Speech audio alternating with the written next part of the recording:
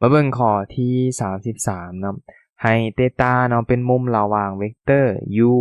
ที่มีตัวประสานเป็นราก3กับ5และเวกเตอร์ v เนาะที่มีตัวประสานเป็น3ราก3กับ1เนาะค่าของเตตาเนาะเท่ากับข้อใดเนาะตัวนี้เราต้องรู้สูตรก่อนว่า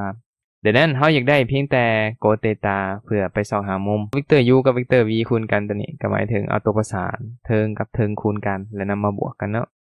ขนาดของเวกเตอร์ u เนาะมันบอกตัวนี้เนาะมันบอกก็หมายถึงเอาตัวนี้ยกกำลังสองบวกกันเนาะตัวนี้ราก3กำลังสองออก3เนาะ3คูณ3ก็เป็น9ตัวหากำลังสองอยู่ออกอยู่25บวก3ออกอยู่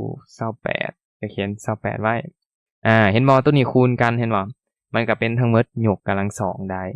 การที่มันเป็นรากของ28กำลังสองตัวนี้มันก็สามารถถอนออกจากรากหาร2ได้เนาะตัวนี้กับตัวนี้ตัดกันก็เป็น28กลายเป็น14ส่วน1กับ28ตัวนี้ไปฮอนลงเนาะมันก็จะเท่ากับ1ส่วน2โกฎของมุมหยังเนาะเท่ากับ1ส่วน2อันนี้ก็ไปเบิ่งตารางเนาะซึ่งว่า